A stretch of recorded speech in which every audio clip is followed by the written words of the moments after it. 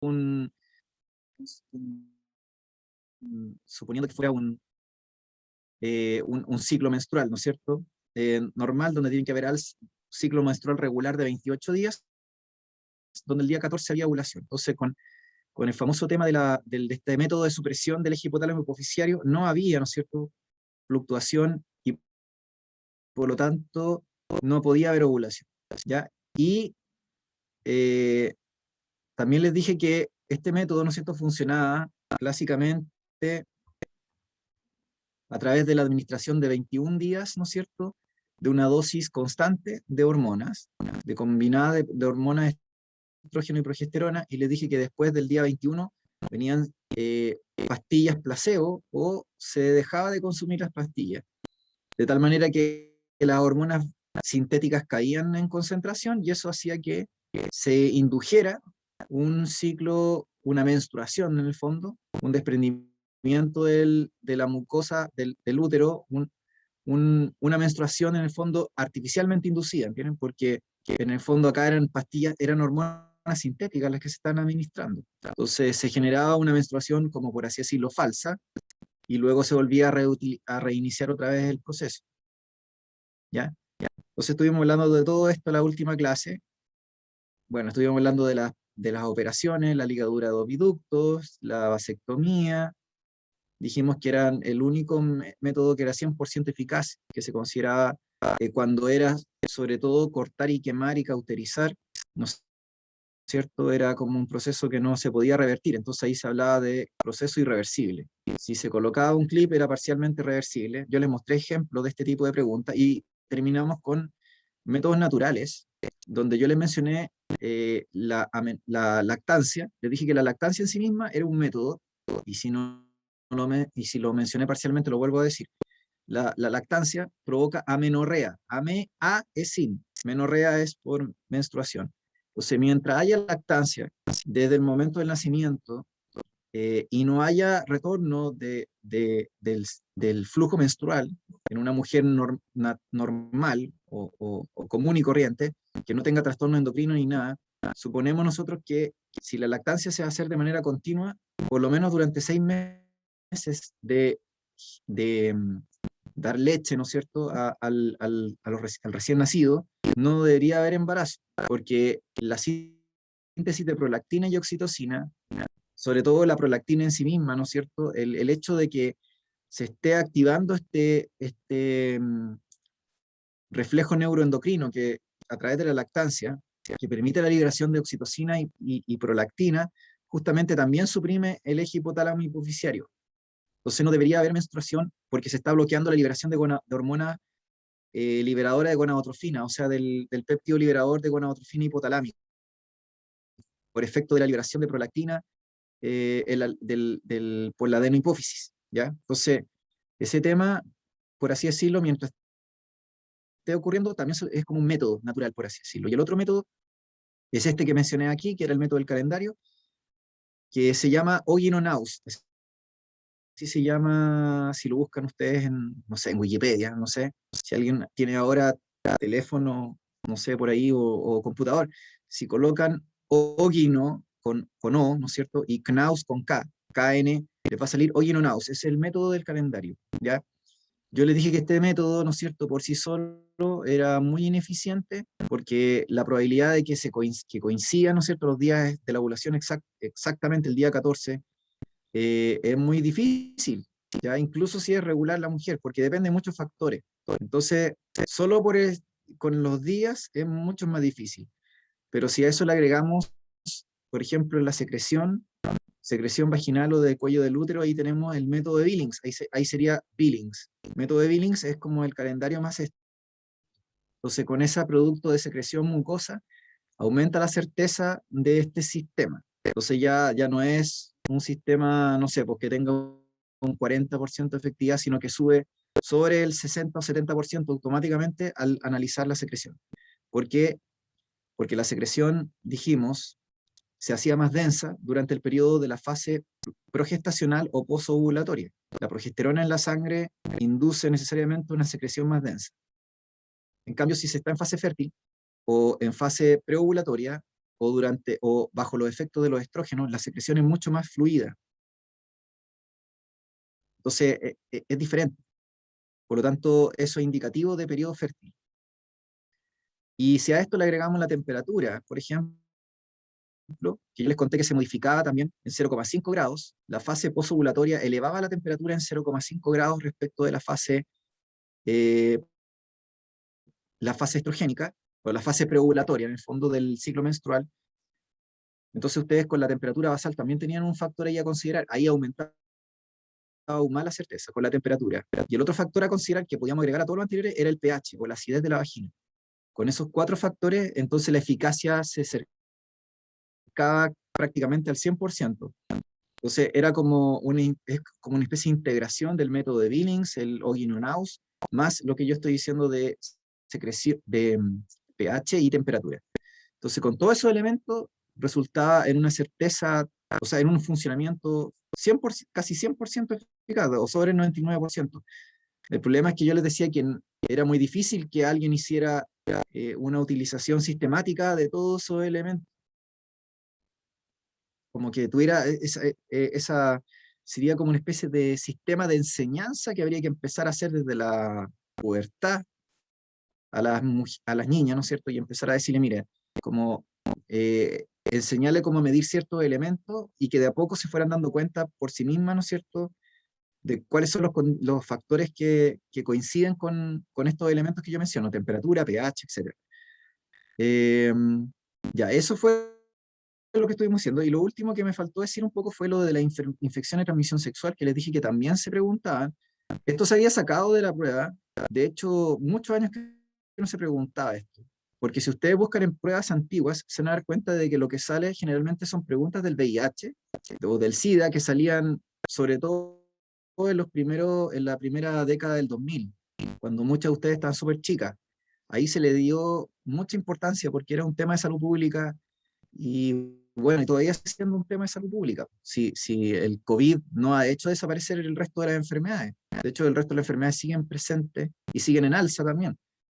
Entonces, durante los últimos años hubo una alza sostenida de la incidencia del VIH a nivel poblacional, sobre todo en la población de riesgo, me refiero a la población juvenil, digamos. El rango etario de ustedes, por ejemplo, tuvo un incremento brutal en infecciones de transmisión sexual, no solamente el VIH, sino infecciones de transmisión sexual en general, ¿ya? A nivel general, global de la población, estoy diciendo.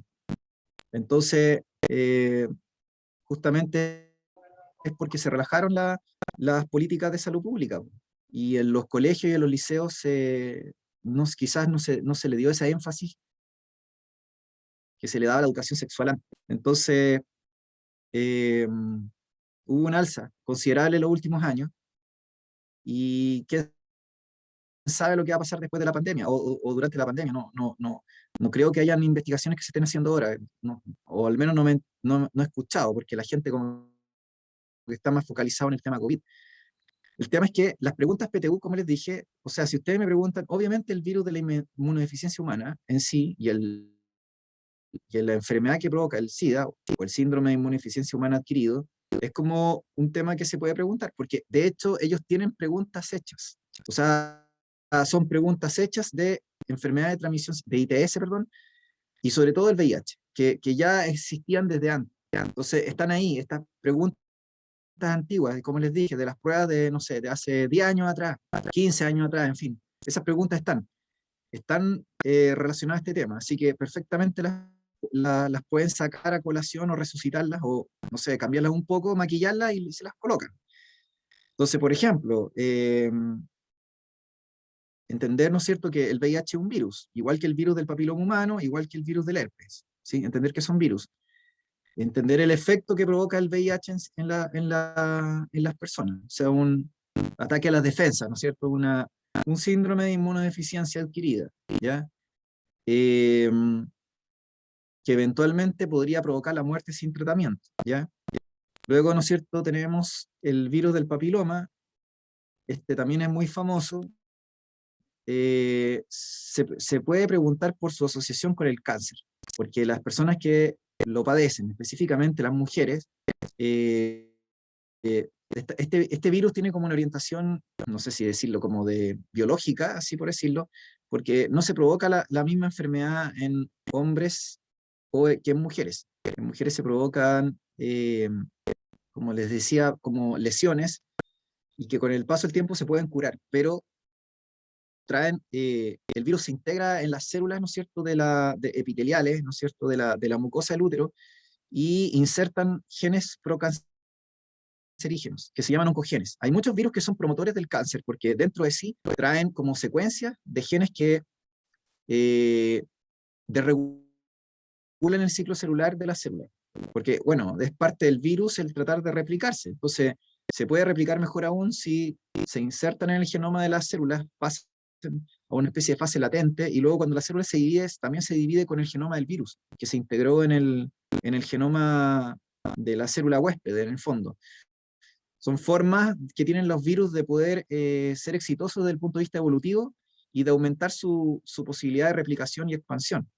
Entonces, el tema es que como traen genes, como les dije, promotores del cáncer, entonces algunas cepas de este virus, porque no son todas las cepas del virus, son algunas cepas de este virus, provocan cáncer, como les dije, a mediano y largo plazo. Las consecuencias se van a ver muchos años después, no se ven en el plazo inmediato, ¿de acuerdo?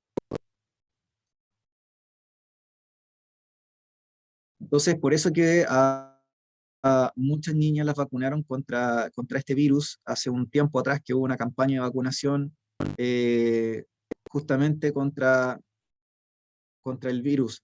Por lo mismo que yo les comentaba, porque hay como dos cepas no sé si son 16 o 18 cepas diferentes, pero hay dos que provocan cáncer sí o sí, en las mujeres. Porque estoy diciendo que ahí hay tiene que ver con la mucosa del útero, no sobre el aparato reproductor masculino.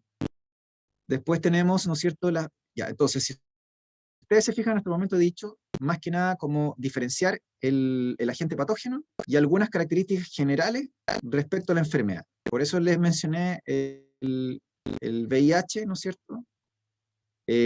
Por su consecuencia conocida por la mayoría de la gente, la depresión del sistema inmune, ¿no es cierto? Y eventualmente la muerte sin tratamiento, aunque hoy día hay gente que prácticamente puede sobrevivir, y gente incluso que podría decir que está casi curada, en el sentido de que la carga viral prácticamente desaparece, pero yo estoy hablando en términos generales, ¿ya? Y luego, ¿no es cierto?, el virus del papiloma humano, por lo que yo les contaba, y la posibilidad de producir cáncer, ¿ya? Respecto de los virus provocados por otros agentes, como bacterias o células procariontes, tenemos la gonorrea, la sífilis y la clamidia. Obviamente hay muchas más, pero yo estoy mencionando las principales. Eh, entonces, por ejemplo, el tema, ¿no es cierto?, es diferenciar el agente. Respecto de los efectos que provoque, quizás lo más importante es la gonorrea y la esterilidad, ¿ya? Y la clamidia también, pero la clamidia, más que provocar esterilidad masculina, provoca esterilidad femenina. Entonces, no es como ambos sexos, la gonorrea es como ambos sexos. Aquí es como el efecto de la clamidia se nota también una consecuencia a largo plazo, o sea, no es como inmediata el efecto. Y la consecuencia, como les dije, es infertilidad femenina.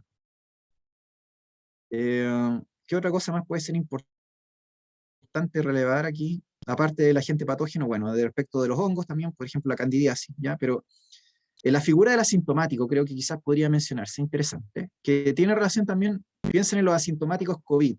La gente que tiene COVID, pero no se enferma, ni siquiera les da fiebre, y son súper esparsores, así como son como personas que contaminan a una gran cantidad de personas, porque a través de la baba que tiran, no sé, o porque tienen una carga viral alta, pero sin embargo no desarrollan sintomatología. Entonces se le hablan de los asintomáticos, los portadores. Entonces, de la misma forma, yo podría decir lo mismo respecto a la infección de transmisión sexual. Puede haber gente que sea asintomática para el VIH, y ese era el gran problema que hubo siempre, pues, chiquillos, que no había una manifestación física o una manifestación sintomatológica evidente, a menos que la persona ya estuviera en una fase terminal. Cuando antes no había tratamiento, era como bastante obvio cuando había VIH, porque la inmunosupresión era tan grave que la persona era terrible, se podía manifestar así evidentemente evidentemente, porque cualquier cosa, cualquier patógeno a la persona la dañaba. El herpes, la misma cosa. El herpes es un virus que puede estar latente. Así que ustedes pueden ver una persona, porque los virus tienen, no hemos hablado de virus, ¿ya? Esto quizás lo puedo tomar más adelante, y en convención creo que quizás lo puedo profundizar, pero el tema es que los virus tienen fases diferentes, porque hay virus que entran en una fase replicativa que es súper violenta, que eventualmente provoca la muerte de la célula. Pero hay otros virus que entran en una fase que se llama el ciclo lítico, o sea, el ciclo lisogénico, perdón, que a diferencia del ciclo lítico que provoca la muerte de la célula, en este proceso de que la célula se transforma en un zombie productor de virus y que luego literalmente se muere por eso, hay virus que lo que hace es integrar su genoma dentro del genoma de la célula huésped y se quedan en fase latente, vale decir, no se expresan. Entonces, el sistema inmune no reconoce a la célula como un zombie y no se expresa patología, ¿entienden? Porque el virus quedó en una fase como de, no sé cómo decirlo, de como que se ocultó, ¿se entiende? Entonces, cuando las circunstancias sean favorables o hay algún agente ambiental que active eso, el virus va a expresarse y va a entrar en este proceso de producción, de síntesis de los virus, y probablemente va a venir el ciclo lítico que les dije que es aquello que provoca la muerte finalmente de las células. Entonces, el virus del VIH infectaba a los linfocitos T, los T helper, los T4, que eran los coordinadores centrales de respuesta inmunitaria. Entonces, muriéndose esos linfocitos, se dañaba toda la respuesta inmunitaria, pues, ¿entiendes? Era como algo terrible. Pero respecto al virus del herpes, que no ataca a esta célula tan central, sino que ataca células fundamentalmente de la piel, no sé, o puede también contaminar otros tipos de células, pero en el fondo lo que voy es que puede mantenerse en una fase latente. Y por supuesto también están los asintomáticos, gente que no se le note la presencia de lesiones cutáneas y toda la cuestión, ¿se entiende? Sino que tenga el virus presente y eventualmente pueda tener quizá podría eventualmente incluso contagiar a las personas y uno no darse cuenta, ¿se entiende? Entonces, aquí la figura del asintomático, sobre todo con el caso de los virus, es como súper así evidente. Por eso es que les digo que tomen de referencia lo que pasa con el COVID. El tener carga viral alta o carga viral baja, y para una ITS, no es sinónimo de que hayan síntomas visibles, heridas, manchas rojas o qué sé yo, lo que sea. ¿Siguen? Lo mismo con el virus del papiloma humano. Como les dije que no hay manifestaciones visibles en el hombre, en el aparato reproductor masculino, ¿no? Entonces no hay cómo poder verlo. Ahora, ¿dónde se verían? La presencia de los síntomas del virus papiloma humano en el tracto genital femenino, o sea, dentro de la vagina, ¿no es cierto? O eventualmente el útero de la mujer. Para eso habría que hacer un examen ginecológico, porque por fuera no se ve nada.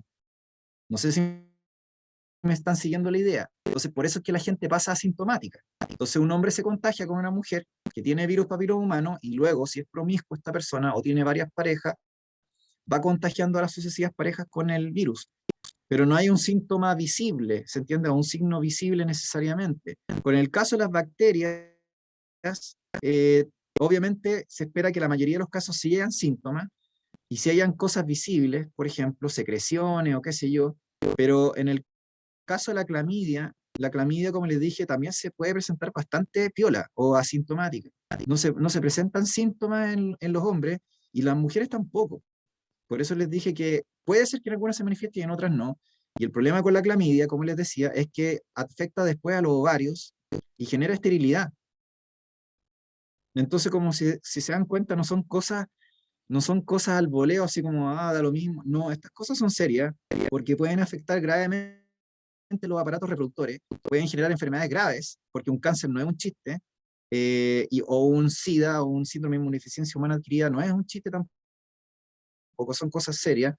Los preservativos, ¿no es cierto?, que supuestamente son los métodos más eficaces para el control o prevención de la infección y transmisión sexual, no son la panacea tampoco. No es que uno diga que con eso no hay ningún problema, o sea, hablar de eso sería súper irresponsable, ¿entienden? Entonces, si ustedes se fijan, al final es como que se espera que las personas tengan conocimiento de esto, traten de ser personas súper responsables con el ejercicio de su sexualidad. Ojalá, ¿no es cierto?, tener abstinencia sexual, tratar de retrasar en la edad de iniciación sexual, no como se vende, como en la cultura popular, ¿no es cierto?, que es como, no sé, sé si ustedes saben, pero hoy día lo que nosotros vemos es la inversión de los valores que son como fundantes de lo que es el occidente, tienen la cultura occidental.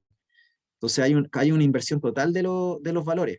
Entonces, no sé, por ejemplo, no tengo idea, si hubiéramos tenido esta conversación hace 10 siglos atrás, comprenderán que es completamente distinto, ¿se entiende? Entonces, a lo que yo voy en el fondo es que efectivamente hay consecuencias negativas que han traído el hecho de, como por así decirlo, socializar parte de la información y no toda la información a las personas, a la juventud. Entonces, todo es tan claro es que la promiscuidad, ¿no es cierto?, no es positiva. O sea, yo no sé si algunos de ustedes le han escuchado o creen que la promiscuidad sea positiva, o que tenga un efecto positivo sobre las personas, y sin embargo ustedes pueden de repente ver artículos en internet o leer alguna revista donde les digan que sí es positivo el que uno tenga una vida sexual libre y que tenga muchas parejas sexuales. Esa cuestión, yo no sé, pero un psiquiatra o un neurólogo, no sé, o una psicóloga, en un minuto les destruye ese argumento.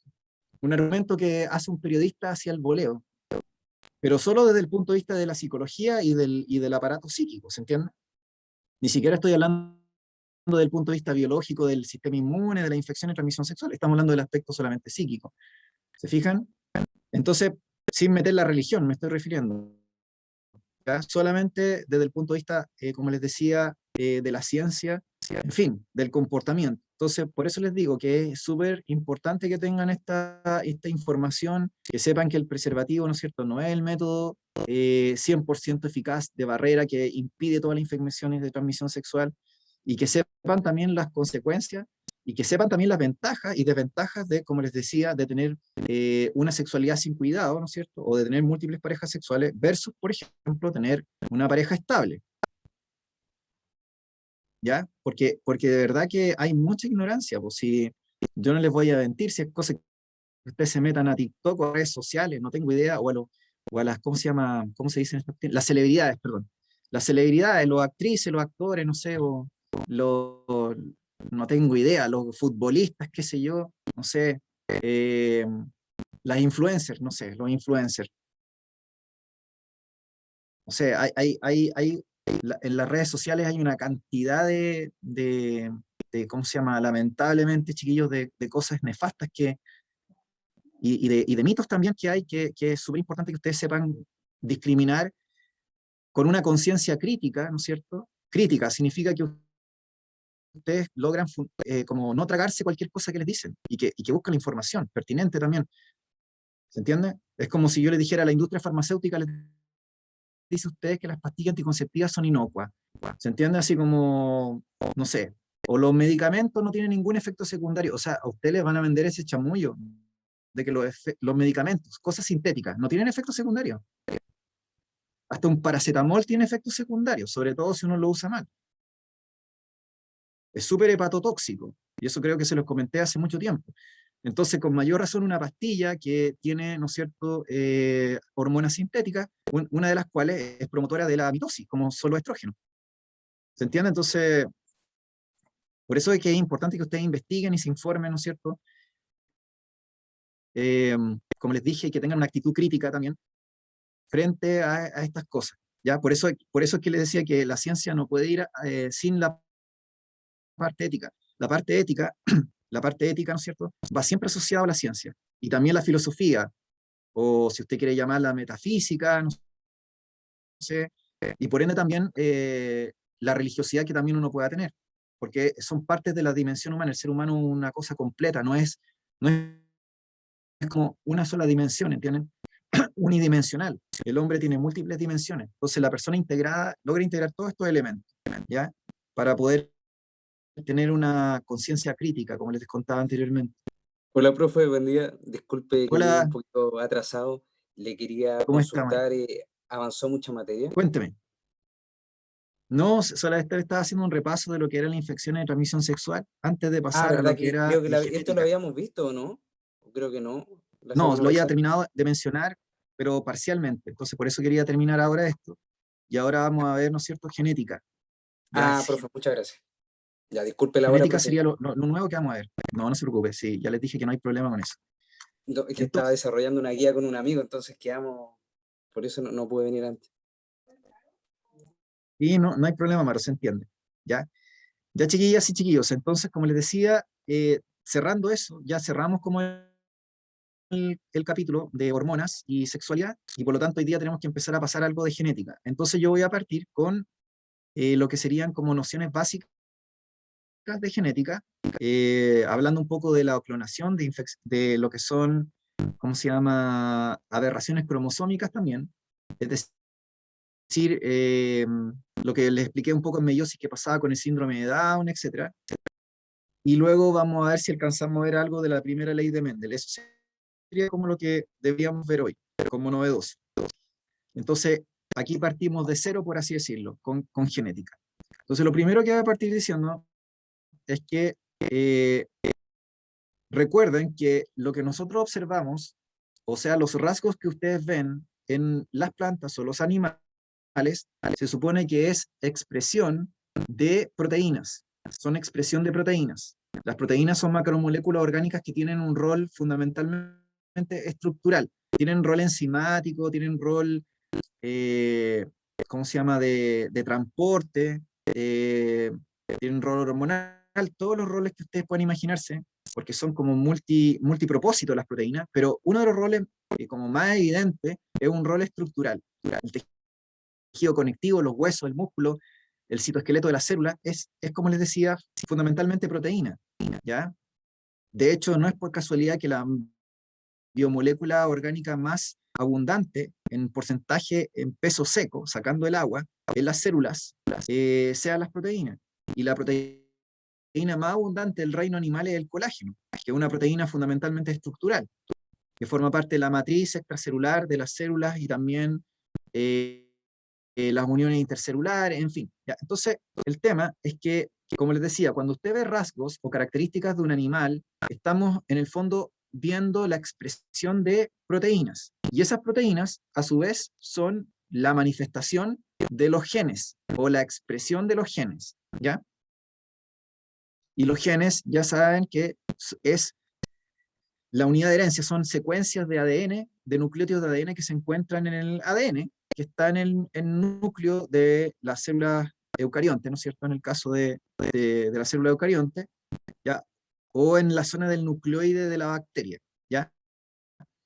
Entonces, respecto de la clonación, ustedes saben que las células procariontes, que son las células bacterianas, se caracterizan por reproducirse de manera asexual por un proceso que se llama fisión binaria, que básicamente es una clonación, donde una célula madre se divide en dos células hijas que deberían ser genéticamente idénticas entre sí, ¿ya? Entonces, es un proceso asexual básicamente, de reproducción por clonación, por así decirlo.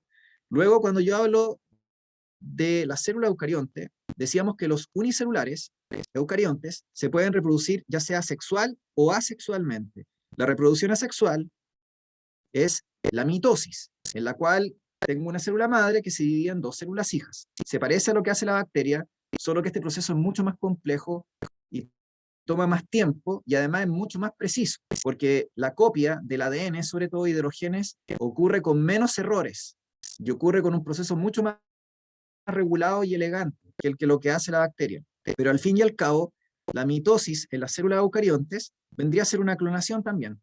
Y esto tanto a nivel de los unicelulares como de los pluricelulares. Entonces, cuando nosotros tenemos mitosis en las células de la piel de nuestro cuerpo o en las células de la mucosa del tubo digestivo o de la mucosa del endometrio, para el caso del útero en las mujeres, tenemos mitosis, ¿ya?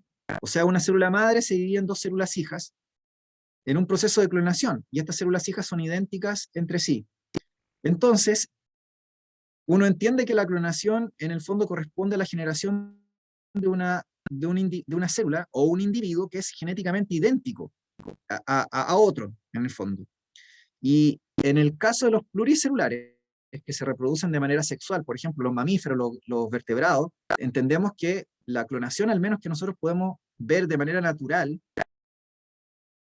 en los animales me refiero, porque si usted me dice, bueno, pero a los animales, ¿qué tipo de clonación vemos? A ver, por ejemplo, antes de mencionar los mamíferos, voy a mencionar lo que ya les había contado. Si yo tengo una medusa, un hidario, por ejemplo, o si tengo, ¿no es cierto?, un gusano plano, ¿ya?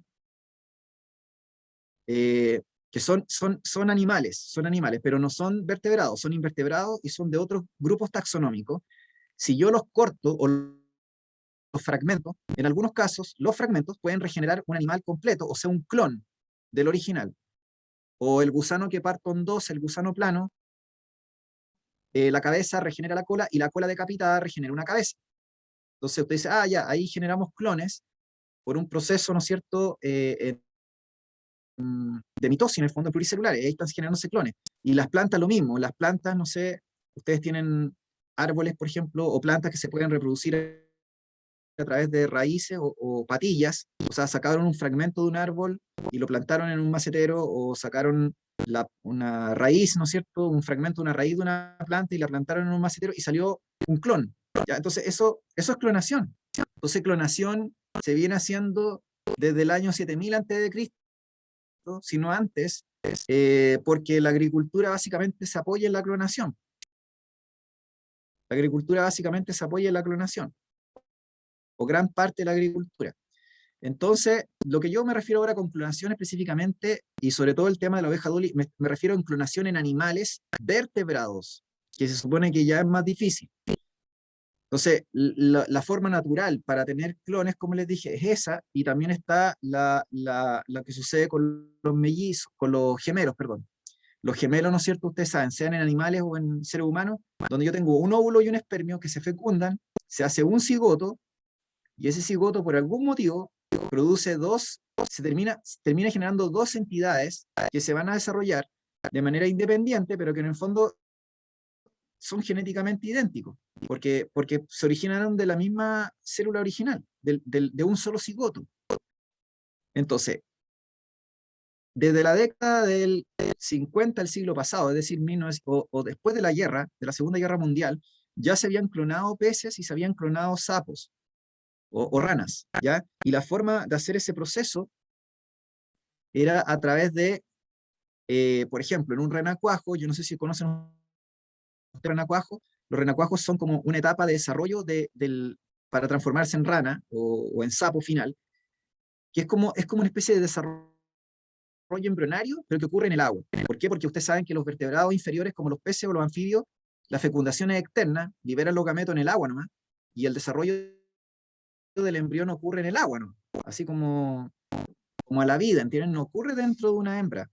Entonces, el embrión, en el fondo el renacuajo, que es un embrión de sapo, lo que se hacía era que se le sacaban células de este renacuajo, del tubo digestivo, se le sacaba una célula somática, y a esa célula somática se le sacaba el núcleo. Estoy hablando de 1950, pues chiquillos, estoy hablando hace prácticamente 80 años atrás casi. Se agarraban esos núcleos y se metían dentro de óvulos de la misma especie de rana, obviamente, que se le había destruido el núcleo, que se le había hecho pedazo el núcleo, y luego se le metían, ¿no es cierto?, el núcleo de la célula somática diploide del renacuajo en ese óvulo, y luego se mandaba un golpe eléctrico para inducir que el óvulo se dividiera. Y luego, ¿no es cierto?, se generaban embriones, y de esos embriones salían clones del renacuajo en el fondo, ¿ya? Entonces eso ya se había hecho antes, y también con peces, como les comentaba, pero nunca se había hecho con un mamífero. Entonces el año 97 se hizo por primera vez la clonación de un mamífero, y se hizo más o menos el mismo método que yo estoy diciendo.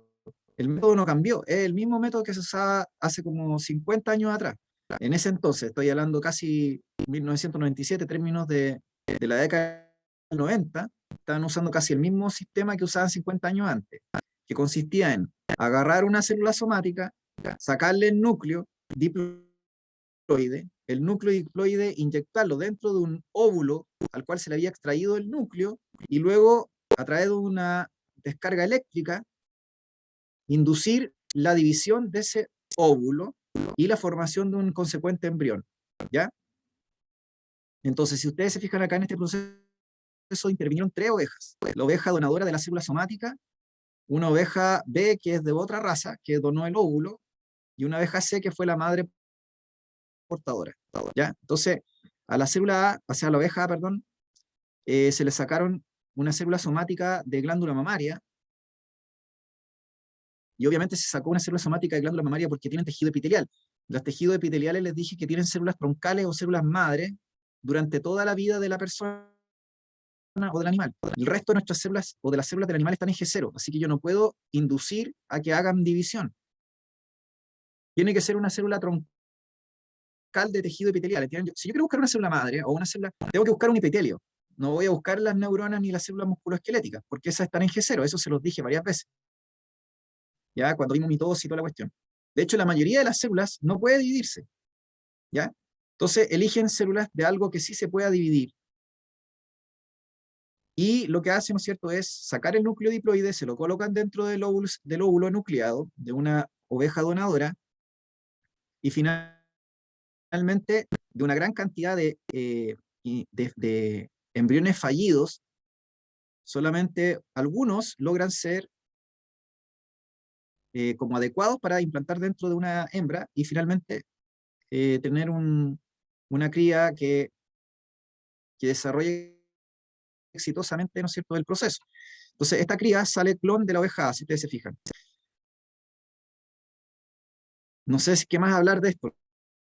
No sé si alguien tiene alguna duda o consulta de esto.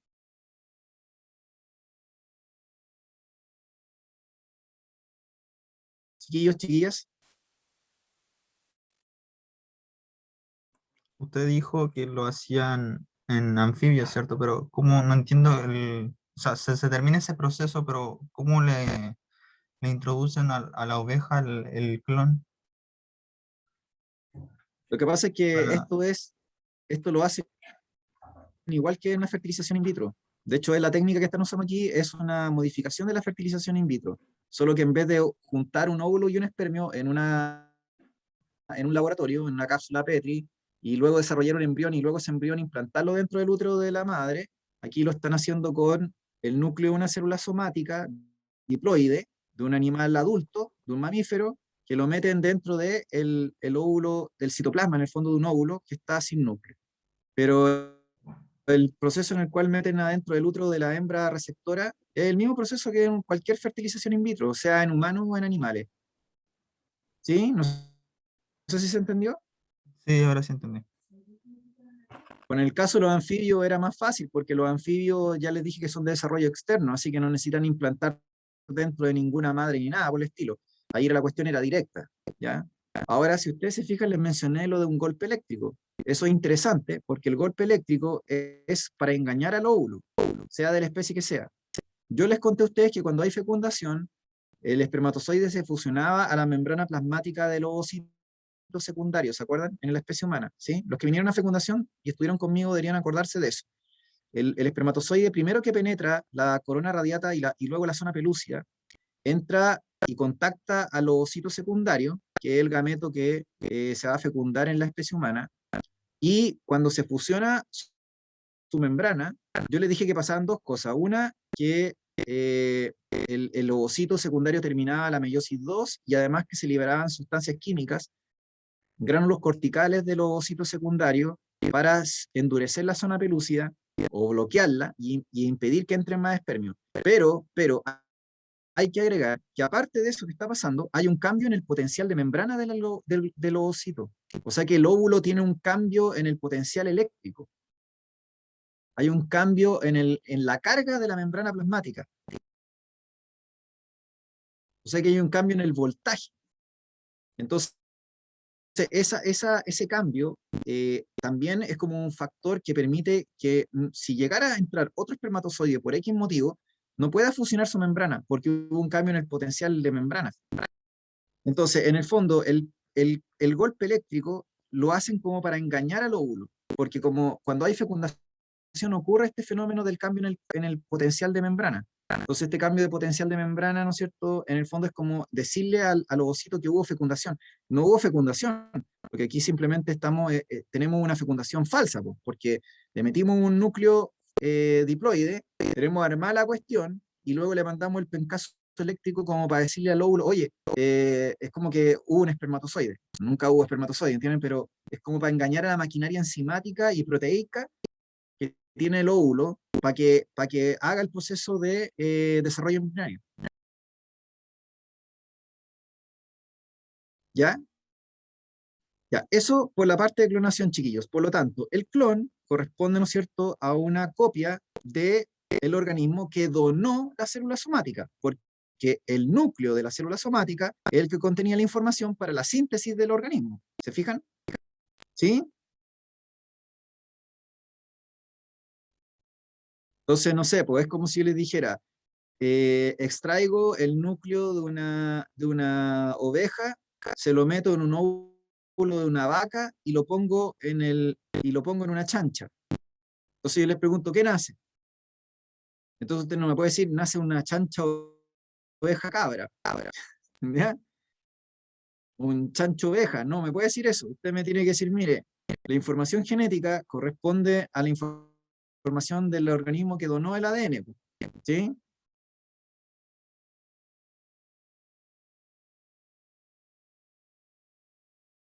¿Se entiende?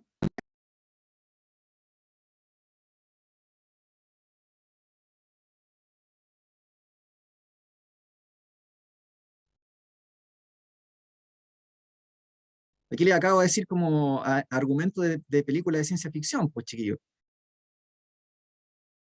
Acuérdense que ahora, desde hace como 3 años atrás, desarrollaron una placenta artificial. La publicaron en Nature Communications. Justamente una oveja la trataron de desarrollar dentro de una placenta artificial, como las películas de ciencia ficción o los anime. Po. Los anime, en el fondo, un ser humano lo pueden hacer crecer en un ambiente sintético, o sea, completamente artificial, pero también lo podríamos implantar dentro de un organismo, que fuera compatible, obviamente. Pero las características genéticas que se expresan son las características del genoma, en el fondo, de los progenitores o del organismo, ¿entienden? El organismo portador, por así decirlo, no aporta como necesariamente como o sea, como algo a los genes.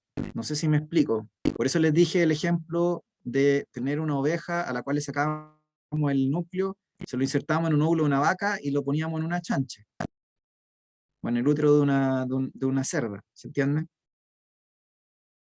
O de un jabalí, por decir cualquier cosa. Si en el fondo, al final el ADN sale con el ADN de la oveja, pues, del animal donador.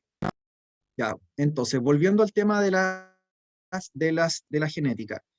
Yo les pasé a ustedes en mitosis y también en meiosis, sobre todo cuando vimos meiosis, que habían algo que se llamaban aberraciones cromosómicas, y les conté que una de las que nos interesaba eran las aneuploidías con A, como salen acá. Y les dije que a veces se les podía preguntar a través de un cariotipo humano, es decir, una foto de los cromosomas, para que ustedes identificaran qué clase de síndrome era, o dónde estaba el problema, ¿no es cierto? Y también que dieran un fundamento de dónde se produjo el problema que llevó a tener una persona, por ejemplo, con más o menos cromosomas. Entonces eso lo vimos en meiosis. Entonces aquí estoy como repasando un poquito eso. Entonces las aneuploidías más importantes que a nosotros nos interesan son el síndrome de Down, el síndrome de Turner y el Klinefelter. ¿Ya? El síndrome de Down es trisomía 21. Significa que algo pasó en la meiosis de la formación de los gametos, ya sea del padre o de la madre, que permitió, ¿no es cierto?, de que cuando se formara el embrión o cigoto, hubiera un exceso de cromosomas 21. Normalmente, el proceso ocurre por una falla en anafase 1 de meiosis 1 que se llama no disyunción. La no disyunción corresponde, y ya lo había explicado en un momento, cuando los cromosomas, en vez de separarse, durante la meiosis 1 se quedan pegados. Eso va a traer como consecuencia tener gametos con más cromosomas y gametos con menos cromosomas.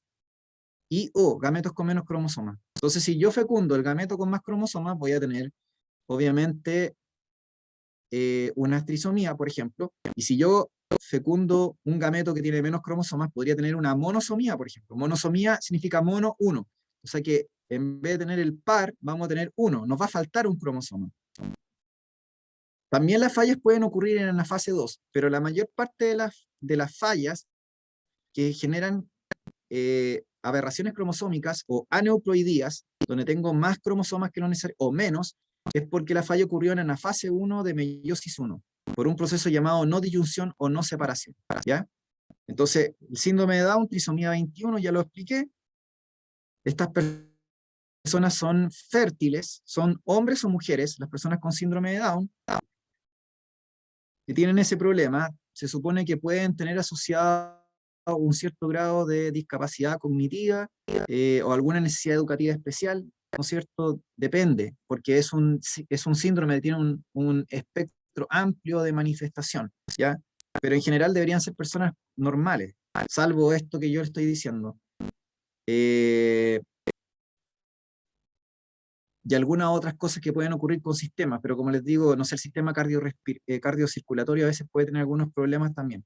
Pero en general, como les dije, hay un amplio espectro de presentación de este síndrome de trisomía 21.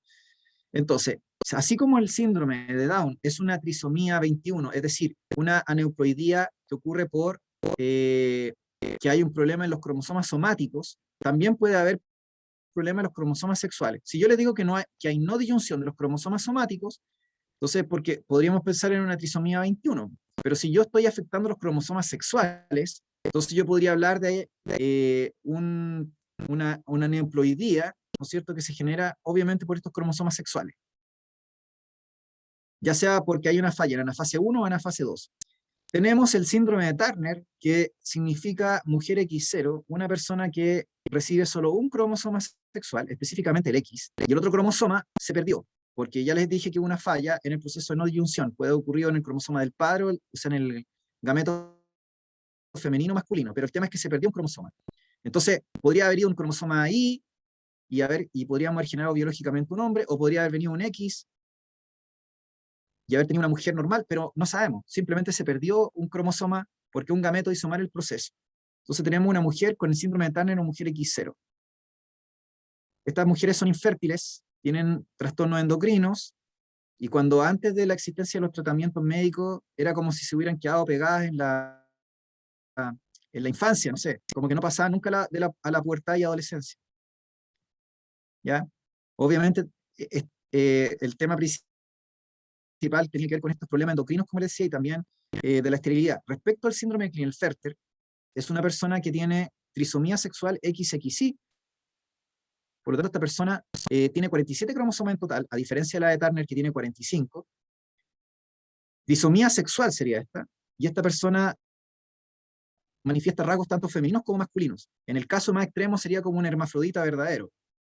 Entonces, generalmente a esta persona se le hacía una intervención quirúrgica, ¿no es cierto?, para poder decidir un sexo en una determinada edad, ya sea femenino o masculino, ¿entienden? Entonces, estos serían como, no sé, por así decirlo, como las personas que eran, desde el punto de vista biológico, transexuales, por así decirlo, por el hecho de su condición de hermafroditismo, ¿ya? Entonces, ¿qué características tenían estas personas? Que son estériles, igual que las de síndrome de Turner. Y como les decía, podían desarrollar características mixtas, ¿ya? Entonces, en ambos casos hablamos de no disyunción de los cromosomas sexuales que provocan, ¿no es cierto?, una neoploidía, ya sea gente con 47 cromosomas o gente con 45, en el caso del síndrome de Turner. En cambio, el síndrome de Down dijimos que era trisomía 21, o sea, no disyunción de los cromosomas somáticos. Recuerden que hay que diferenciar entre cromosomas somáticos y sexuales. Profe, una consulta. Bueno, hay Una, muchos trastornos que... Dígame. una persona con el síndrome de Klinefelter, si en alguna desarrollo temprano de su edad, antes de la adolescencia, se inclina por alguno de los dos sexos, se va a desarrollar normal. Obviamente va a ser estéril, pero se desarrolla normal. Sí, pues el desarrollo es normal, pero como le dije, para la situación, sobre todo de las personas que traen como este hermafroditismo, que estoy diciendo que incluso genitalmente tienen como estructura así, hay que hacer una cirugía, ¿ya? Pero efectivamente después eligen el sexo con el cual se identifican más. para no empezar a caer en teoría de género, porque aquí estoy hablando yo solo desde el punto de vista biológico, chiquillos, ¿ya? Entonces, solo, ¿no es cierto?, desde el punto de vista biológico, elige un sexo biológico en particular, ¿ya? Y se desarrolla normalmente. No necesariamente va a tener que tener aporte hormonal, ¿entiendes? Por eso les digo que es un síndrome, porque tiene un gradiente. Así que podría ser que usted me dijera que hay una persona que es Klinefelter, pero que no manifiesta el fenotipo femenino. Absolutamente no manifiesta el fenotipo femenino. Pero es infértil, pero es fenotípicamente, manifiesta el fenotipo masculino. No sé si me explico. Ahora, si usted me dice, no, pero es que se identifica, me refiero, como mujer, ahí, siendo Klinefelter, ya ahí, por eso le digo, de ahí depende el gradiente, porque si esa persona quiere hacer una transición, ¿no es cierto? Claro, lo va a hacer, pues, obviamente, aunque su fenotipo sea plenamente masculino, pero en realidad es Klinefelter, pues. Así que tiene los dos cromosomas X. Biológicamente es mujer y a la vez tiene el líder masculino, ¿entienden? Profe, y al ser estéril, ¿es imposible que se le pueda hacer algo in vitro, como en el caso de que sea una mujer y desarrolle un embarazo normal? Si se desarrolla como mujer, es decir, porque puede haber traído, como les dije, estructuras que son femeninas, entonces la operación no es tan compleja como la que sería de una persona que es una transición, digamos, siendo un hombre biológico y hace la transición a mujer, digamos. El proceso es más complejo, pero estas personas tienen, ya les dije, tienen características hermafroditas, entonces hay estructuras que en el fondo con las cuales nacen, entonces no es muy complejo hacer la intervención. Eh, Ahora, si usted me dice si pueden llevar a cabo un embarazo, como normal, sabiendo que son estériles, es que ahí habría que ver, pues, porque si es estéril, tendrían que, no va a poder producir gametos femeninos, tendría que recibir una infertilización in vitro de una donadora de óvulos. Y después, si tienen las estructuras necesarias para llevar a cabo el embarazo, ahí me pilló. No sabría decirle si hay una mujer, digamos, Klinefelter, que, haya podido, ahí me pilló, no sabría decirle yo si eso es posible. Yo creo que como va avanzando la ciencia médica, incluso con esa cuestión que se llama ahora terapia génica, que pueden cambiar los genes, a lo mejor el día de mañana, no sé, no va a haber ningún problema, pero no sabría decirle si ahora en este tiempo que ha transcurrido, como que se pudo dar esa situación. No sabría decirle. A mí la sensación que me da es que el Klinefelter común y corriente nacía con un hermafroditismo, pero no porque tuviera los dos sexos plenamente desarrollados, sino que los tenía parcialmente desarrollados, como un poco a medio camino, ¿entienden? Entonces, por la misma situación, no creo que haya podido ser capaz de poder llevar un embarazo, total. En caso que le hubieran hecho una implantación a través de una fertilización in vitro, ¿sí? No, Sí, profe. Sorry que me desvié un poco del tema sí, PTU, pero, pero es que es pero lo interesante. que pasa es que el tema suyo es que por eso le digo, ahí usted tendría que buscar en literatura a ver qué es lo que hay. Pero a mí sensación me da que como son órganos que no se desarrollaron por completo, no puede pedir usted, que pueda desarrollar un embarazo, por el hecho de que no tiene las estructuras, o sea, tenía estructuras, pero no se desarrollaron por completo por la misma situación de que tenía dos cromosomas X y un Y. Entonces, por eso le digo, no sé si, existe en la literatura un caso donde se haya podido hacer eso, porque tendría que haber sido una persona Klinefelter, que luego, ¿no es cierto?, la operaron, la intervinieron para que definitivamente quedara como mujer, y luego, ¿no es cierto?, quiso tener un hijo, que obviamente no lo puede tener por ella porque no podía producir óvulos, pero se le hizo una fertilización. Entonces, no sé si eso podrá haber sido posible, yo creo que no. Y bueno, Quizás también más adelante, me asemejo a lo que usted dice. Yo también creo que, claro, que también es un poco inviable, porque si es que es hermafrodita, claro, va a tener a medio camino las dos cosas. claro, por eso le digo, ya, igual como les digo, Este tema, por ejemplo, ya, aquí siguiendo un poco el tema para cerrar esto de las aneuploidías, hay un síndrome, por ejemplo, que se llama el síndrome de la mujer triple X, ¿ya? Y así como hay un síndrome de la mujer triple X, hay un síndrome del hombre doble I.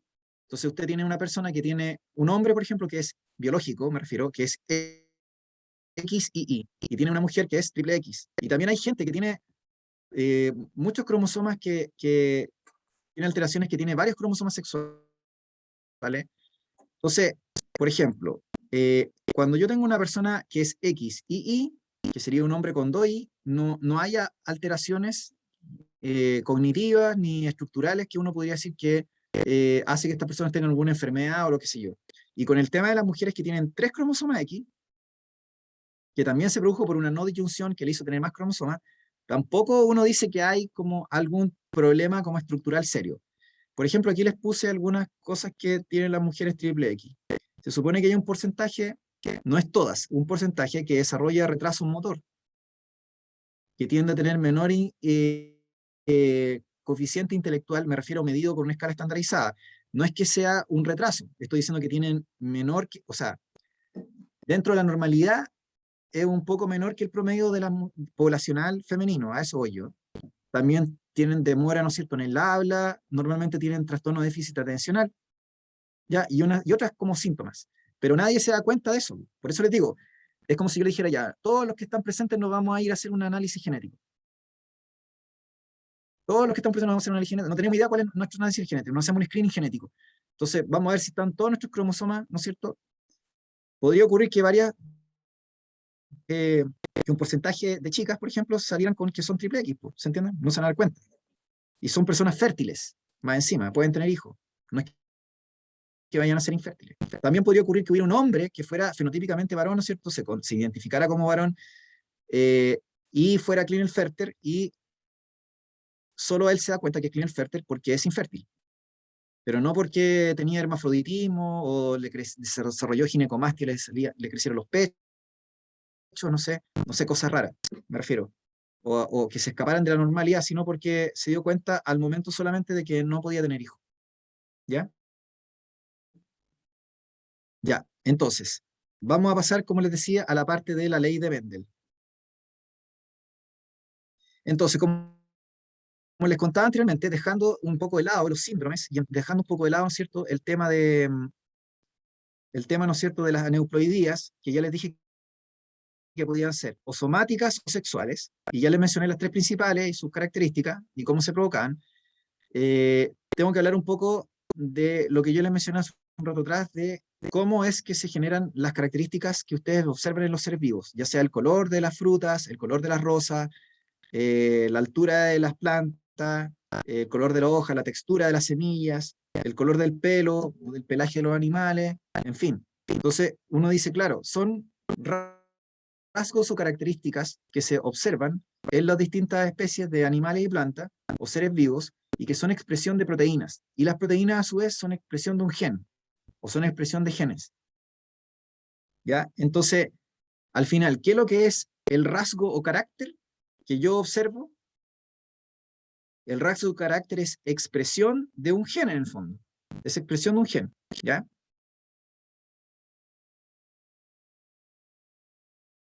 Entonces, ¿qué es lo que es el gen? El gen es una secuencia de nucleótidos de ADN que se almacena, ¿no es cierto?, en el ADN, ¿ya? Y que contiene la información para la síntesis de una proteína. Y esa proteína se expresa como un rasgo o característica. Entonces, si yo heredo el gen, o un animal hereda un gen, o traspasa su gen a su descendencia, lo que está traspasando también es una característica o rasgo que se va a expresar como manifestación de ese gen. Ahora, los genes normalmente tienen más de una forma de presentación, y esas formas de presentación se llaman alelos. ¿Qué son los alelos? Los alelos son las distintas variantes o formas de presentación que tiene un mismo gen. ¿Qué significa eso? Significa que ustedes, por ejemplo, tienen el Windows 10 y el Windows 11 o el Windows 12, lo que ustedes quieran. Entonces usted dice, todos son Windows, todos son sistemas operativos, son el mismo software, son compatibles entre sí y pueden correr la mayoría de los programas en estos 3 como plataformas de sistema operativo. El tema es que unas versiones son más actualizadas que las otras. Entonces, los alelos pasa lo mismo. Los alelos son las variantes de un gen, pero son variantes mutantes que aparecen en una población y que vendrían a ser variantes actualizadas o más actualizadas del gen. Esto no significa que sean buenas o malas, ¿entienden? Porque podría ocurrir que apareciera en una población un alelo que fuera una variante del gen defectuosa y que provocara una enfermedad, incluso una enfermedad mortal, ¿entienden? Entonces, esto no significa que sea algo bueno, necesariamente, o que un alelo sea mejor que el otro, ¿entienden?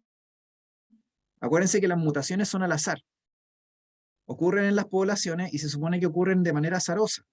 Entonces, ¿qué son los alelos? Los alelos son las distintas variantes de un mismo gen.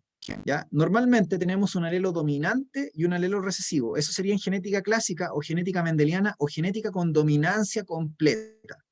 Entonces, en genética clásica o genética con dominancia completa tienen dos variantes o formas de presentación de un gen, que sería la dominante y la recesiva. La dominante es la que tiene fuerza, mayor fuerza de expresión, y la recesiva es la que se oculta o queda enmascarada por el alelo dominante. ¿Ya? Y luego estos genes, estos alelos o variantes del gen se ubican en un locus específico del cromosoma o de un cromosoma en particular. Entonces, por ejemplo, acá en el mono que están viendo acá en la pantalla, tengo un par de cromosomas homólogos, un par de cromosomas homólogos sin duplicar. O sea, tengo una célula 2N2C. Y me doy cuenta de que en la parte superior de las cromátidas de estos cromosomas homólogos, supongamos que el rojo es de origen paterno y el azul violeta es de origen materno, me doy cuenta que arriba hay un locus en una zona específica donde se ubica un gen que tiene que ver con el color del pelaje de un animal. Supongamos que estos son los cromosomas de no tengo idea, de un gato. Son un par de cromosomas del gato y par homólogo, y me doy cuenta que en ese par homólogo hay un locus específico en una zona en particular donde tengo un gen que tiene que ver con el color del pelo, del pelaje del gato, ¿ya?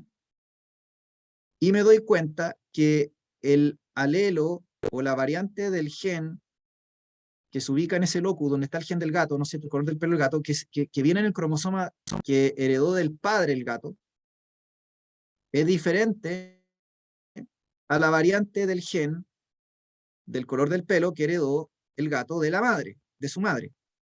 De hecho, eh, el alelo del color del pelaje que viene en el cromosoma paterno es negro o codifica para el color de pelaje negro, mientras que en el cromosoma de la madre viene el alelo que codifica para el color café. Entonces, ambos son el mismo gen. Es el gen que codifica para el color del pelaje.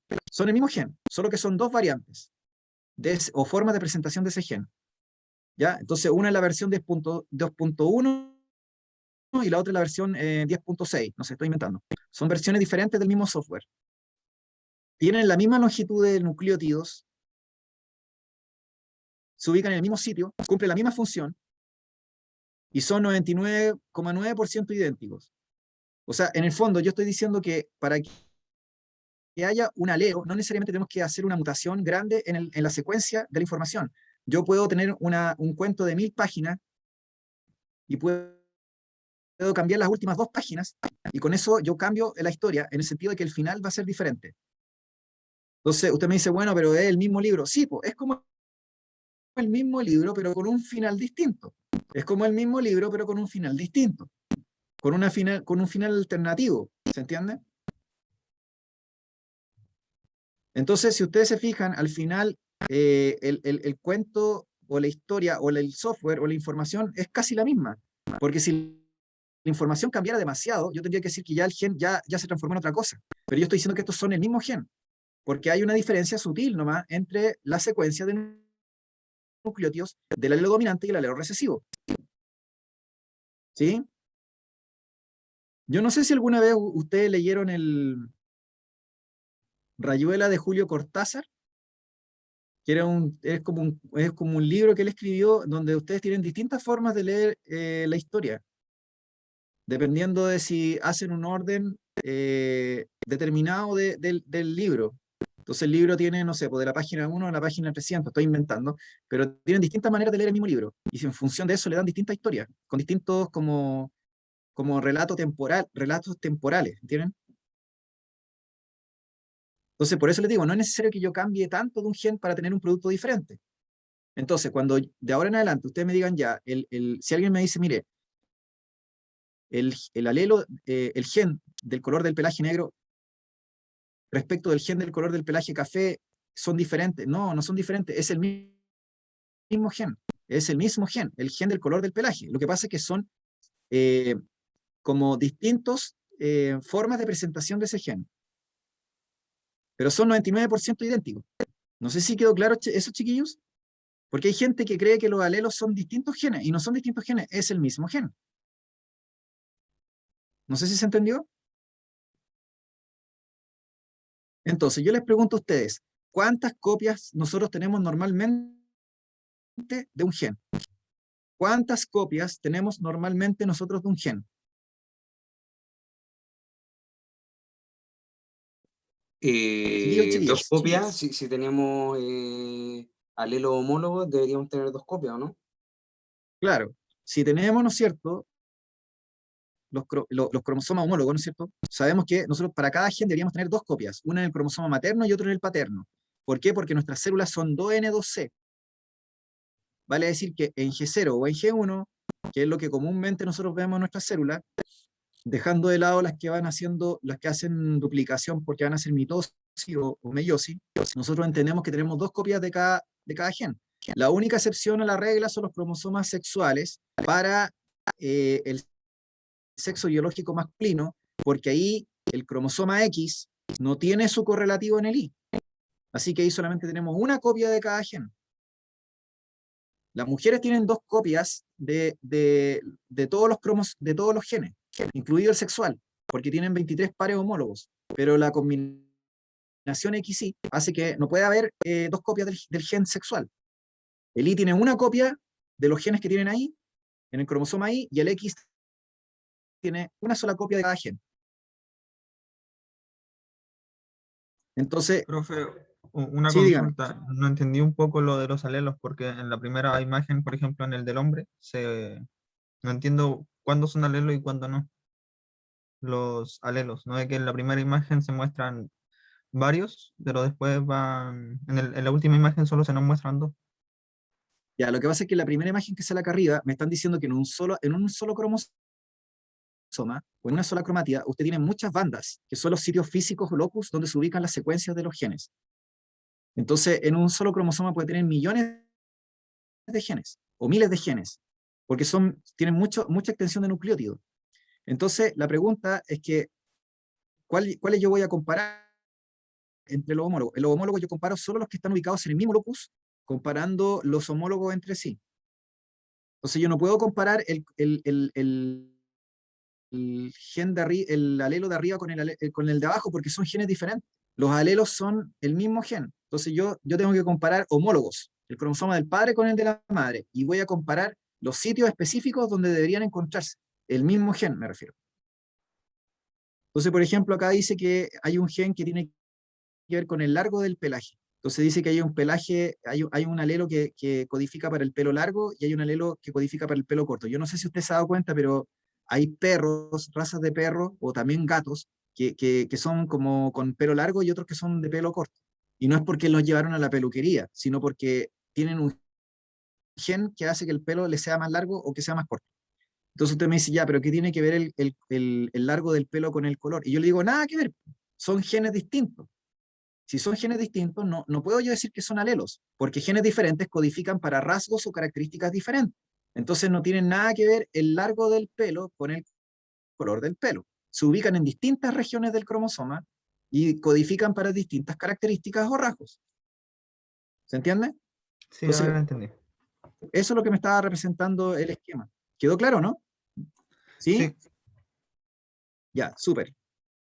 Acá tienen otro mono que me habla un poco de lo mismo. Si ustedes se fijan, acá tengo un par homólogo, pero este par aparece duplicado, o sea, un par 2N4C, 4 cromátidas en total. Esto sería ya para una célula que entró en mitosis o en meiosis, no sé, que duplicó su ADN. Fíjense que aquí yo me doy cuenta que, por ejemplo, el color amarillo representa un alelo que está en el cromosoma paterno, y me doy cuenta que en el cromosoma materno está el mismo. Entonces usted me dice, oh, ¿qué pasó ahí? Bueno, dio la casualidad que la información o el tipo de alelo que se recibió del padre es exactamente igual que la que se recibió de la madre. No había diferencia, eran 100% idénticos. Es como si yo le dijera a usted que tiene un matrimonio, no sé, que tiene hay un padre, ¿no es cierto?, que tiene el pelo negro y la madre tiene el pelo negro. Luego los dos le traspasan a su hija el alelo del pelo negro. Entonces, si nosotros analizáramos los cromosomas de esa hija, ¿no es cierto?, y analizáramos los cromosomas donde está el gen del color del pelo, nos daríamos cuenta que tanto en el cromosoma que heredó del padre como el de la madre está el gen del color del pelo negro, o el alelo del color del pelo negro. No recibió el del pelo rubio, ni el del colorín, ni nada, recibió solo el color del alelo negro. El del padre igual el de la madre, ¿se entiende? Pero a lo mejor otra característica, no sé, supongamos otro gen diferente, no tengo idea de qué otro gen podría ser. Supongamos que el padre tenía ese alelo que no tenía la madre, porque la madre era distinta. Entonces, el padre le traspasa a la hija la variante, ¿no es cierto? Supongamos dominante de un rasgo o carácter, y la madre le traspasa la recesiva. Entonces, esta hija sale híbrida, porque tiene los dos tipos de alelo. Tiene el alelo dominante y el recesivo simultáneamente.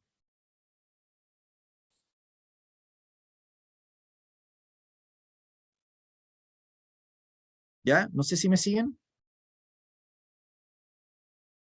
Se supone que en los rasgos humanos hay poca herencia que se comporte como de esta forma que les digo, de dominante y recesiva, porque la herencia humana es mucho más compleja e involucra más de un gen, normalmente, y además tiene muchos alelos, no es solamente uno dominante y otro recesivo, hay varios alelos involucrados. Entonces, por ejemplo, los grupos de sangre, no es que usted me diga, hay un alelo dominante y uno recesivo y chao. En los grupos de sangre, nosotros tenemos 3 alelos. Entonces, no aplica ahí el que tenga un dominante y otro recesivo. Ahí tengo 3 tipos distintos de alelos. Entonces, el hecho es que cuando yo tengo varios tipos de alelos, ¿no es cierto? Y yo tengo un padre y una madre, o un progenitor y una progenitora, entendemos que no necesariamente ellos tienen exactamente el mismo tipo de alelo. Puede ser que tengan diferentes alelos. Y eso es lo que hace la diversidad. Esa es la diversidad que se da, ¿no es cierto?, en la descendencia, que uno saca como tanto elementos paternos como elementos maternos. Entonces, efectivamente puede ocurrir que cuando nosotros heredamos los alelos, en algunos casos, para algunos genes, recibamos exactamente el mismo tipo de secuencia, tanto del padre como el de la madre, pero para muchos otros genes no, que recibamos uno del padre y otro diferente de la madre, o una variante de ese gen. Por lo tanto, somos híbridos para algunos genes en particular, y para otros genes, donde recibimos solamente el mismo gen, o el mismo tipo de alelo, quiero decir, de ese gen, seríamos homocigotos. Y acá está el concepto que estaba tratando de explicarle. Cuando uno recibe, tanto en el cromosoma de origen materno como materno, exactamente el mismo alelo, entonces uno dice que es homocigoto. Homo significa igual. Cuando yo recibo uno de parte del padre, distinto de parte del de la madre, porque son alelos diferentes de un mismo gen, entonces yo hablo de que es un híbrido o heterocigoto. La homocigosis puede ser dominante o puede ser recesiva. Dominante significa que tiene solo el alelo dominante o la variante dominante del gen, mientras que la recesiva significaría que solo tiene la variante recesiva del rasgo. Ejemplo, supongamos que voy a hablar del color, ¿ya? Del Profe, pelos. disculpe que lo interrumpa, una consulta. Sí, dígame, dígame. En el caso que tengamos un heterocigoto, también va a ser igual van a ser dos copias del mismo gen, solamente que uno va a ser recesivo y el otro, ¿o no? Igual van a ser una copia del mismo gen, ¿o no? Cuando usted tenga, no sé, te le pregunten respecto de un híbrido, buena su pregunta, Amaro. Cuando le pregunten respecto de un híbrido, ¿cuántas copias tiene, por ejemplo, del gen A? Entonces usted me dice, tengo 2 copias, porque lo que está cambiando es el alelo, pero ya les dije que es el mismo gen. Los alelos son el mismo gen. Los alelos son el mismo gen. Entonces, aunque sea heterocigoto o híbrido, tiene 2 copias del gen. Usted me dirá, bueno, pero uno es la variante dominante y el otro es recesivo. Sí, pero son 2 copias del gen. Que sean 2 alelos diferentes es otra cosa. Ya, No sé si se yo, entendió. sí, sí, yo creo que la palabra clave que entendí como variante. Voy a considerar que lo mismo veo una variante.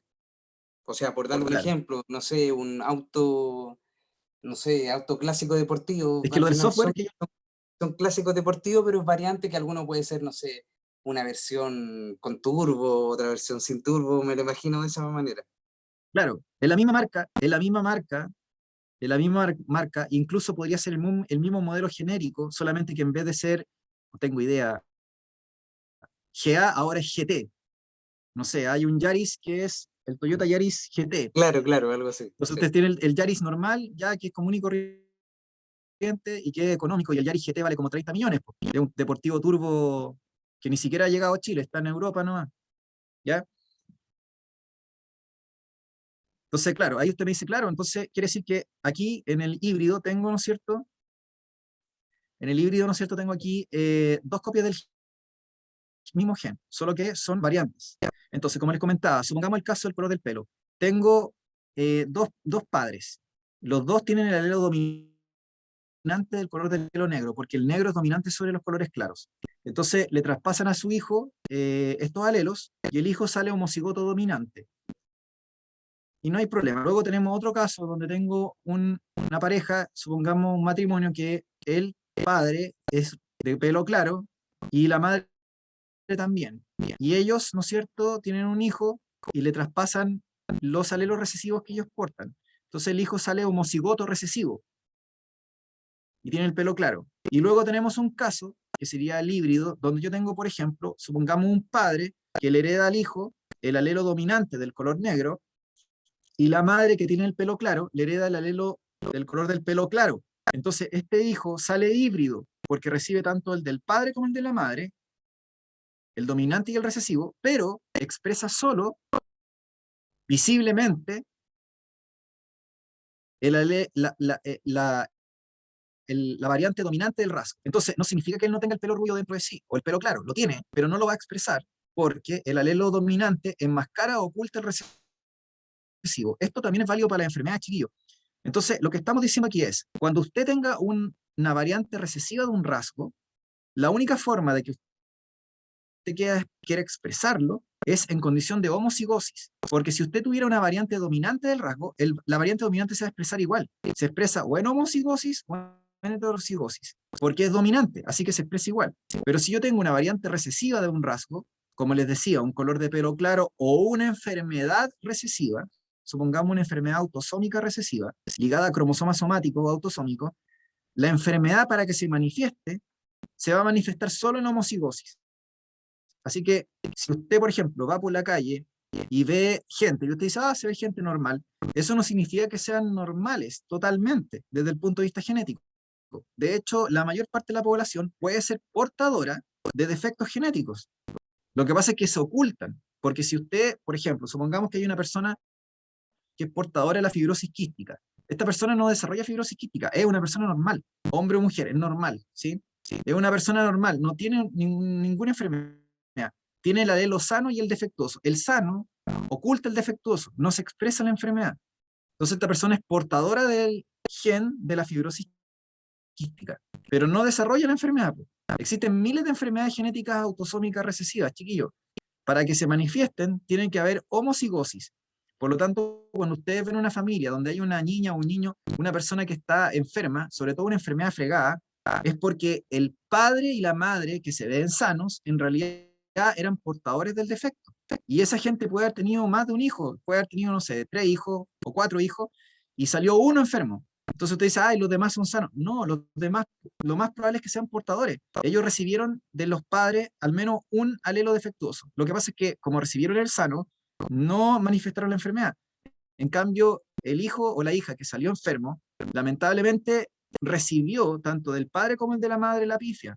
Por eso es que hay gente, y yo les comentaba, no sé, que desde hace mucho tiempo, que se hace screening genéticos antes de tener hijos, porque quiere tener la certeza de que no es portador de una enfermedad grave.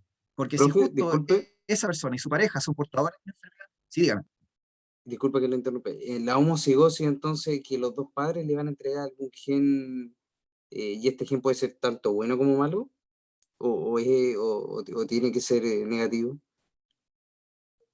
No, acá no hay genes buenos ni malos. En el fondo se refiere a dominante o recesivo. A eso me refiero con la letra mayúscula y minúscula, dominante o recesivo. Puede ser una característica, eh, no tiene por qué ser bueno o mala, son características nomás. Lo que pasa es que esas características que se desarrollaron por mutaciones a veces pueden conllevar efectos negativos, Ya, ¿ya? entonces Como por los dos ejemplo en la tienen que enfermedad. ser dominantes o los dos recesivos para que sea una homocigosia, ¿no?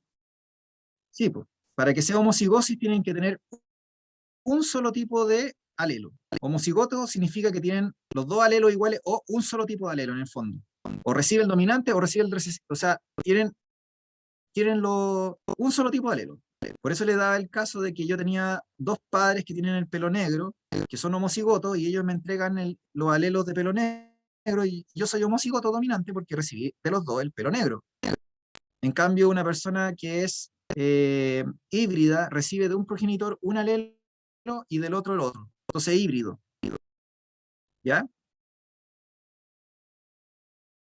No sé si se entiende, chiquillos, esto que estoy diciendo. Sí se entiende, profe. Me surge una duda un poco apartada de la genética humana en el caso de los perros que tienen el pelaje de distintos colores, por ejemplo. En los perros y en el caso humano también, pues si piense que aquí estoy reduciendo entre pelo claro y pelo oscuro, pero tenemos pelo colorín, pelo castaño claro, pelo castaño oscuro, pelo negro.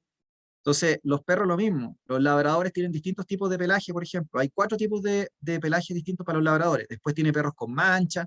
Entonces, cuando usted empieza a ver ese tipo a ver, cuando yo veo distintos tipos de pelaje y después manchas o patrones, yo ahí empiezo a hablar de una herencia que ya no es mendeliana, una herencia que se escapa de esto de la genética clásica o de la herencia con dominancia completa.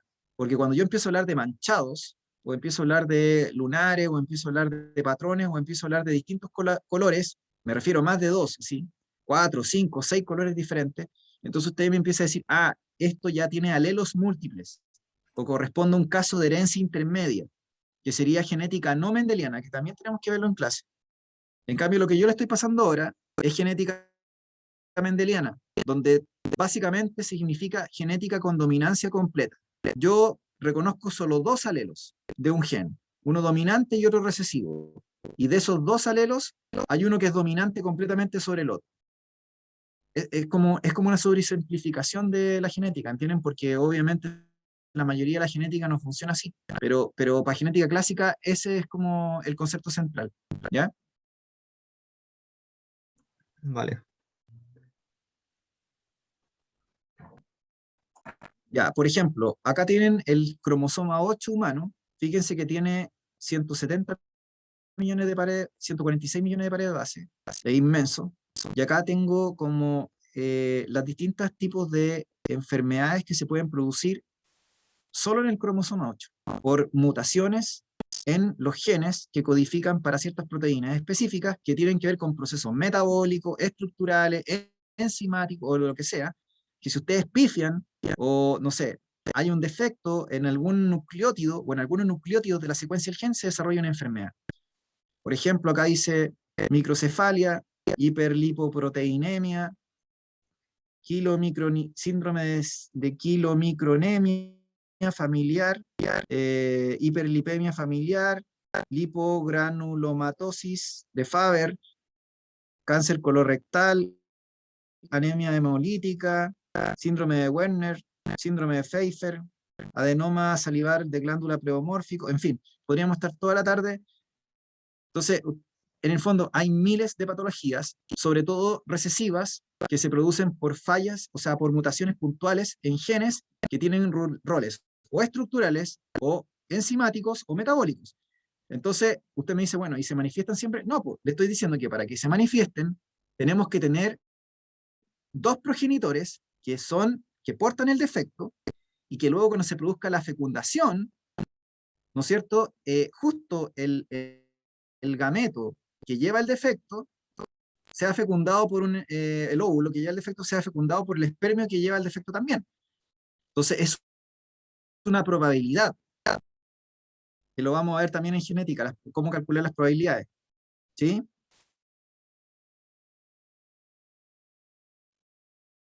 Hay un gen de la susceptibilidad de la esquizofrenia también en el cromosoma 8, en el par 8.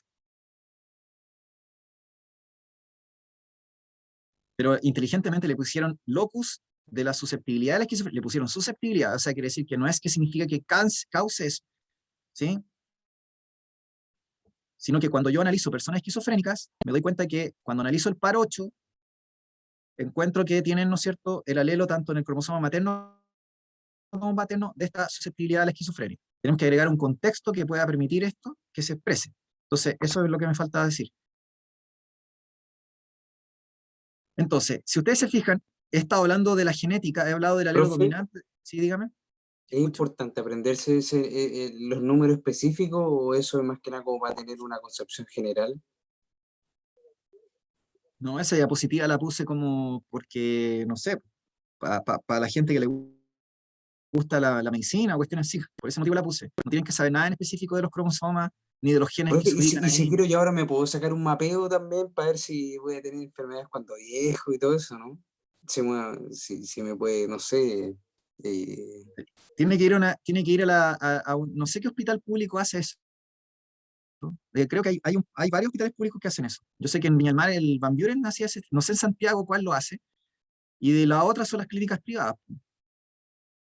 La clínica Las Condes, la clínica alemana, todas estas clínicas hacen screening genético, que es lo que yo le estoy diciendo. La gente va, se hace un análisis y le detectan todos los genes que usted, todos los marcadores de genes defectuosos que pueda usted tener, o que sea portador, porque obviamente si yo soy enfermo, tengo una enfermedad genética, ya la sé, ¿se entiende? Pero una persona que sea sana o que se vea aparentemente sana, se puede hacer un screening genético. Entonces, se hace un screening genético para, no sé, 3.000 enfermedades genética hereditaria.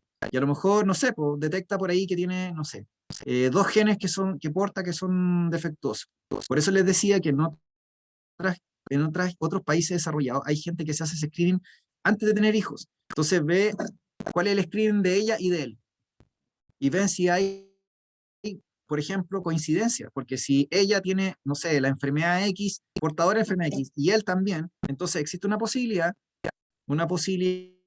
de X, no sé, un porcentaje de probabilidad, no sé, un 25% de probabilidad de que tengan un hijo con el defecto.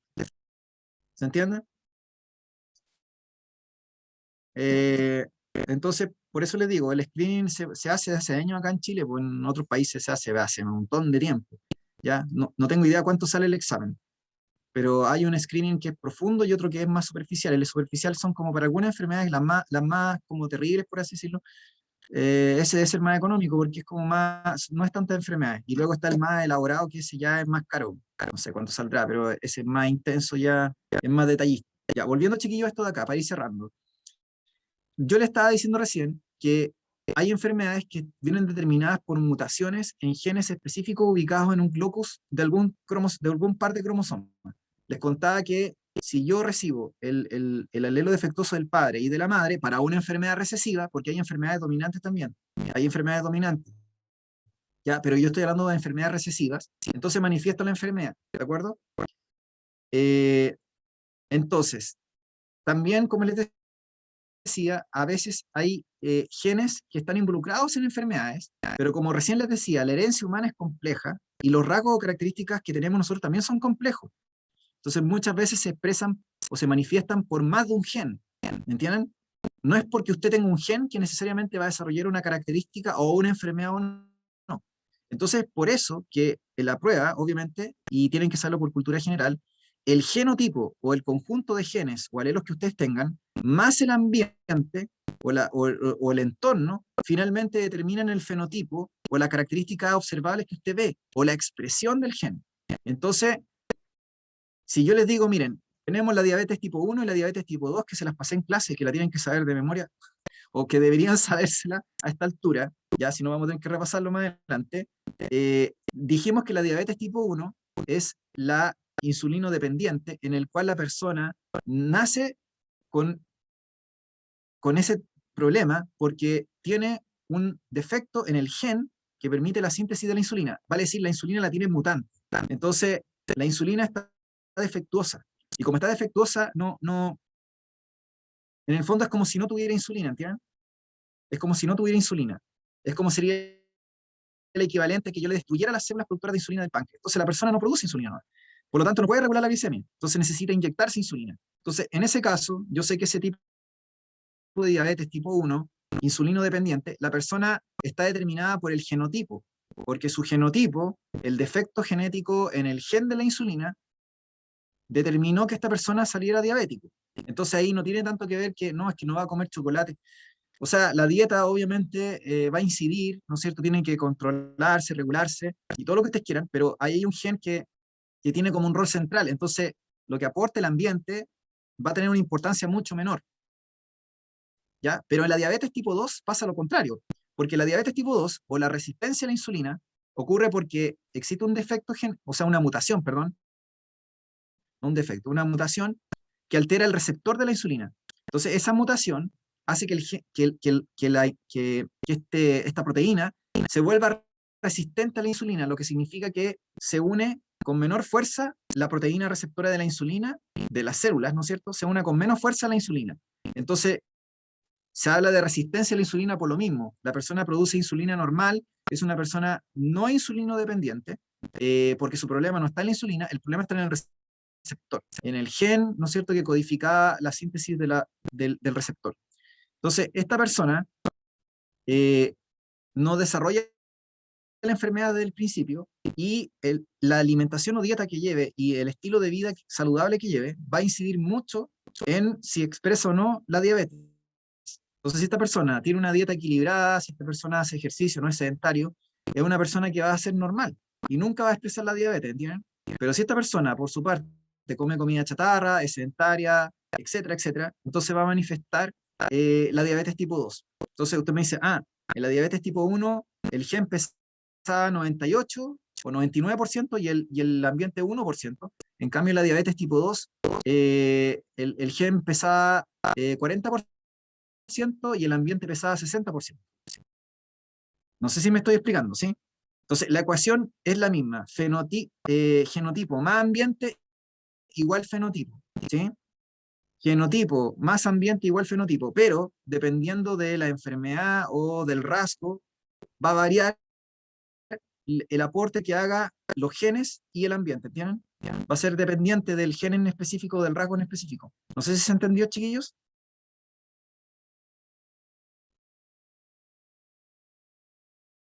Porque si no se corre el riesgo a que ustedes hagan reduccionismo genético. Reduccionismo genético significa que ustedes todos le achacan un gen. Esto es por cultura general, chiquillos, ¿ya? Al final esto es como cultura en todos los casos. Es cultura y es pensamiento crítico también, evidentemente, porque es como lo que yo les mencionaba de sexualidad hace un rato atrás. La importancia de una educación sexual, y ni siquiera una educación sexual biológica, sino afectiva, que sea la ignorancia de pensar, ¿no es cierto?, que el ejercicio libre de la sexualidad no tiene consecuencias. Entonces la gente le crea una publicación en las revistas de moda, ¿no es cierto?, o en un perfil, o una publicación en Facebook, o la declaración de un Instagramer que tiene 300.000 seguidores, y dice una cabeza de pescado y la gente cree que es verdad, no sé, o un científico inclusive de una universidad X, que dice una cabeza de pescado también y la gente dice, es verdad porque lo dice un científico en una universidad. Entonces, uno tiene que tener un pensamiento crítico, ¿entienden? Y tiene que tratar de buscar las fuentes primarias, informarse, y lo mismo pasa con esto que yo les digo. El reduccionismo genético es brutal, chiquillos, por su implicancia, porque dice que al final nosotros podemos ser reducidos a genes. ¿Se entiende? Entonces, el ambiente como que importa, no importa mucho. Entonces, si ustedes reciben el gen de la inteligencia, por así decirlo, no sé, de la inteligencia matemática, entonces ustedes van a ser unas personas que van a poder rendir en ese tema, pero si no lo tienen, entonces como que, no sé, o las personas tienen un gen que es el responsable de las enfermedades mentales, lo que yo les explicaba recién, que es muy delicado ese tema también. Entonces el ambiente da un poco lo mismo. Si tienen el gen de la esquizofrenia, van a desarrollar esquizofrenia. No importa si los padres son como las pelotas, si ustedes sufrieron bullying, o no sé si hay consumo de droga o no, da lo mismo porque al final es por un gen, ¿no? Entonces estamos siempre simplificando el tema. El mismo tema, ¿no es cierto?, de la conducta antisocial. Los hijos de los delincuentes, ¿siempre son delincuentes? ¿O van a ser delincuentes? ¿Hay un gen de la delincuencia o el ser antisocial? Entonces, es re fácil decir que sí, po. ¿Se fijan? Porque es como tratar de simplificar el tema. Y entonces ahí uno empieza a clasificar entre gente apta y gente no apta. O gente que tiene, ¿no es cierto?, trastornos genéticos versus gente que no tiene trastornos genéticos. Eso es una eugenesia, ¿entienden? Eso ya es como, es algo pero espantoso porque fíjense que a partir de ideas mal enunciadas o de verdades a medias, ustedes pueden sacar conclusiones que son brutales, chiquillos. Si yo les doy la mitad de la información o alguien le dice la mitad de la información, es fácil meter el dedo en la boca, y en base a un enunciado, esto es lógica, ¿ya? La lógica dice que si ustedes parten de premisas falsas, pueden llegar a conclusiones verdaderas. Entonces, al final, imagínense, po, el fascismo, ¿no es cierto?, el nazismo que ocurrió en el siglo XX, ¿no es cierto?, la idea de la raza pura y todas esas cabezas de pescado, ¿no es cierto?, vienen desde siglos atrás, ¿no es cierto?, y resulta que la ciencia tiene también como relaciones con las ideologías, chiquillos, porque, insisto, la ciencia no es tan pura como ustedes y sin manchas la puedan imaginar, o sea, va de la mano con el saco de plata o con el financiamiento, y también va de mano con una ideología, con un pensamiento político, en fin. Entonces es complejo, por eso es importante que sean críticos y que se informen, ¿ya?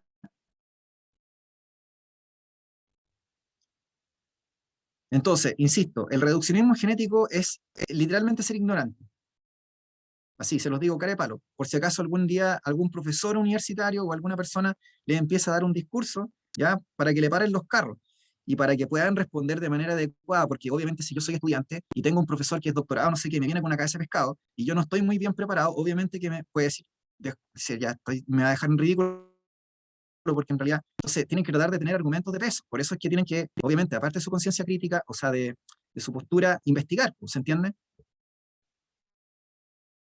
Porque la gente hoy día tira el título también, pues no sé si se han fijado eso, que es una falacia, a todo caso, es una falacia argumentativa. La falacia argumentativa, ¿no es cierto?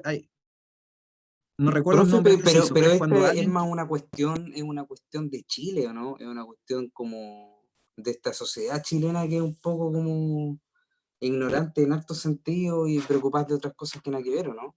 ¿O también ocurre más afuera? O sea, en la actualidad, chiquillos, esto está ocurriendo en todo el mundo. Lamentablemente es un tema como súper como... Yo creo que las redes sociales y como el avance de la tecnología ha fomentado eso.